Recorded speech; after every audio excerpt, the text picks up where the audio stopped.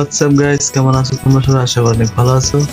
Guys, আজকে আমরা দেখতে পাচ্ছি জাপান তাদের দ্বীপে সাপ মারার জন্য টি-বেজে ছেড়েছিল এবং 25 বছর পর তাদের কি অবস্থা হয়েছিল এবং তারা কি দেখেছিল। তো গাইস, চলো দেখা যাক। জাপানে এমন একটি দ্বীপ রয়েছে যেখানে শুধুমাত্র সাপেদের রাজত্ব চলে। এই সাপগুলো কেবল বিষাক্তই ছিল না, বরং এরা এতটাই ভয়ানক যে গোটা দ্বীপের অন্যান্য প্রাণীদের মাঝে আতঙ্ক ছড়িয়ে রেখেছিল। এদের কামড়ে প্রতি বছর কয়েকশো মানুষের প্রাণ বিনাশ হয়ে যেত, আর এখানে সরকারের কাছে এর কোনো সমাধানও ছিল না। কিন্তু হঠাৎ একদিন জাপানের সরকার এমন এক সিদ্ধান্ত নেয় যা কেবল ওই দ্বীপের অধিবাসীরা নয়, বরং সম্পূর্ণ জাপানিরাই হতবাক হয়ে যায়। সাপেদের বংশকে ধ্বংস করার জন্য তারা আমাদের দেশ থেকেই কিছু বেজি নিয়ে এসে এই দ্বীপে ছেড়ে দেয়। বেজি এমন এক প্রাণী যারা সাপেদের তাড়া করার জন্য আর মারার জন্য বিখ্যাত। এরা সাপ হত্যা করাকে এক ধরনের খেলা মনে করে। জাপানি বিজ্ঞানীদের কাছে এটাই একমাত্র উত্তম সমাধান বলে মনে হয়েছিল, কিন্তু তখন কেউই ভাবেনি এমন অদ্ভুত সিদ্ধান্তের কতটা ভয়ানক পরিণাম হতে পারে। এটা এমন এক সিদ্ধান্ত ছিল যা প্রকৃতির নিয়মকে ভঙ্গ করে, কিন্তু প্রকৃতির সঙ্গে খেলার পরিণাম যে কতটা ভয়ানক হতে পারে জাপানিরা 25 বছর পর হারে হারে টের পায়। 1970-এর দশকের দিকে জাপানের আমামি ওশিমা আইল্যান্ডের বসবাসকারী জনগণ এক ভয়ানক শত্রুর আক্রমণের সম্মুখীন হতে থাকে, যার নাম হাবু সাপ। পুরো ওশিমা দ্বীপ জুড়ে এই সাপ ছোবলের তাণ্ডব চালিয়ে বেড়াতে শুরু করে, কারণ এরা পুরো দ্বীপে ছড়িয়ে পড়েছে। প্রতি মাসে প্রায় 100 জনের বেশি ব্যক্তি এই সাপের কামড়ের শিকার হতো। হাবু সাপ অন্যান্য বিষধর সাপেদের থেকে অনেক বেশি বিষাক্ত। এর কামড়ে ব্যক্তির উচ্চ রক্তচাপ আর বমি হতে থাকে, আর সঠিক সময় চিকিৎসা না করলে ব্যক্তির মৃত্যু নিশ্চিত। বেশিরভাগ এই সাপগুলো চাষযোগ্য জমি আর পশুপালন এরিয়াতে বাস করত, আর এই কারণেই মাঝে মধ্যেই চাষিদের পা এই সাপের গায়ে ভুল করে পড়ে যেত। কিন্তু সমস্যা হলো সেই সময় এই সাপের বিষের জন্য কোনো প্রতিষেধক ছিল না। যদিও জাপানি বিজ্ঞানীরা এই সাপের বিষের জন্য অ্যান্টিডোট বানানোর অনেক প্রচেষ্টা চালায়, ফাইনালি তারা একটি প্রতিষেধক আবিষ্কারও করে ফেলে। কিন্তু তারপরেও একটি বড় সমস্যা হলো এই মেডিসিনকে স্টোর করে রাখার জন্য প্রয়োজন হাইটেক মেডিকেল সেন্টার, যেখানে রেফ্রিজারেটরের জন্য বিদ্যুতের প্রয়োজন রয়েছে। কিন্তু সাল 1980-র দিকে জাপানের গ্রাম্য এলাকাগুলিতে এই ধরনের বিশেষ কোনো সুবিধা ছিল না। সাপে কাটা ব্যক্তিকে মেডিকেল সেন্টারে নিয়ে যাওয়ার পূর্বেই রাস্তাতেই মারা যেত। পরিস্থিতি এতটাই ভয়ানক হয়ে যায় যে হাবু সাপের কামড়ের ভয়ে চাষিরা নিজের জমি ছেড়ে শহরের দিকে কাজের সন্ধানে বেরিয়ে পড়ে। ধীরে ধীরে এই দ্বীপ জনশূন্য হতে শুরু করে।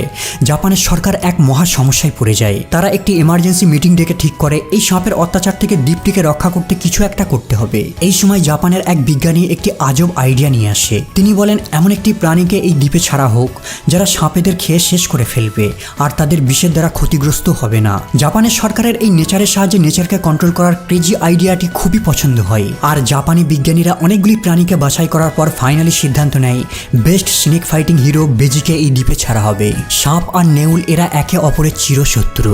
এদের একবার লড়াই শুরু হলে মৃত্যু না হওয়া পর্যন্ত লড়াই চলতে থাকে, আর এই লড়াইয়ে সবসময় জয়ী প্রাণীটি হলো বেজি। তাছাড়া বেজিরা বিষাক্ত কোবরাদের শিকারের জন্য সুপরিচিত, আর এই হাবু সাপেরা কোবরাদেরই রিলেটিভ। তাছাড়া বেজিদের দেহে একটি ন্যাচারাল ডিফেন্স সিস্টেম রয়েছে যা সাপেদের বিষ থেকে প্রতিরোধ করে তোলে।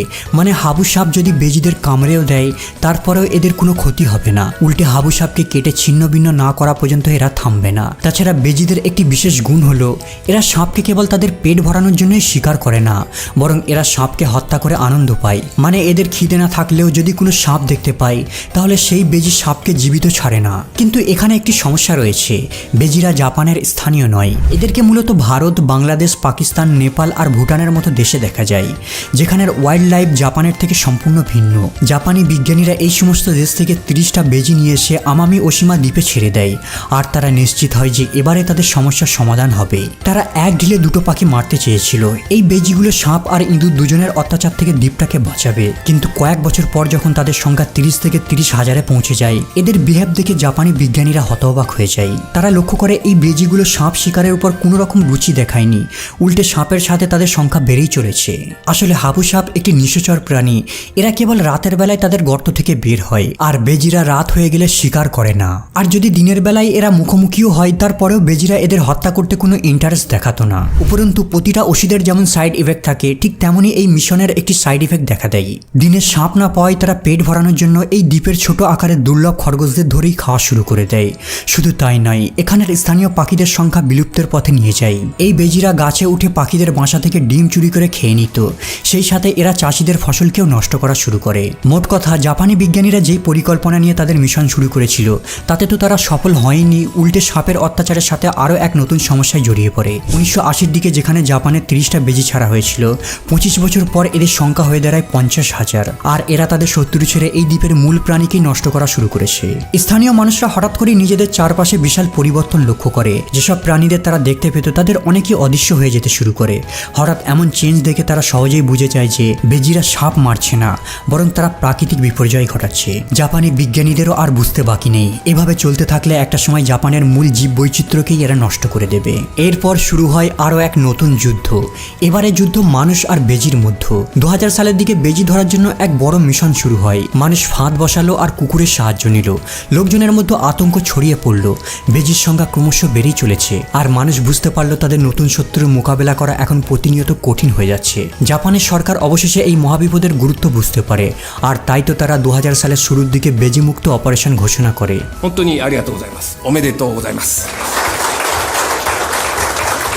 এদেরকে ধরার জন্য সরকার থেকে সরাসরি আদেশ ঘোষণা করা হয়। সরকার বেজি ধরার জন্য এক বিশেষ দলও গঠন করে। সমগ্র আমামি ওশিমা দ্বীপ জুড়ে এক বিশাল অভিযান শুরু হয়। কিন্তু বেজির মতো ছোট আর দ্রুত প্রাণীকে বন্দী করা এতটা সহজ কাজ ছিল না। এই কারণে জাপানি সরকার সেই এলাকাগুলিতে ক্যামেরা সেট করে রেখেছিল যেখানে সব থেকে বেশি বেজির দল বাস করত। এই ক্যামেরার সাহায্যে বেজিদের যাতায়াতের প্যাসেজকে রেকর্ড করা হতো, আর ওই রাস্তাগুলিতে বেজিদের বন্দী করার জন্য এক বিশেষ ট্র্যাপ সেট করে রাখতো। যেখানে এদের সংখ্যা বেশি সেখানে এদের পছন্দের খাবারে বিষ মিশিয়ে রেখে দেওয়া হতো, যাতে ওই বিষাক্ত খাবার খেয়ে বেজিরা মারা যায়। এর সাথে সাথে বেজি ধরার জন্য কুকুরদের ট্রেনিং দেওয়া হয়, আর এই ট্রেনিং প্রাপ্ত কুকুরগুলো বেজিদের বাসাকে খুঁজে বের করে ফেলতো।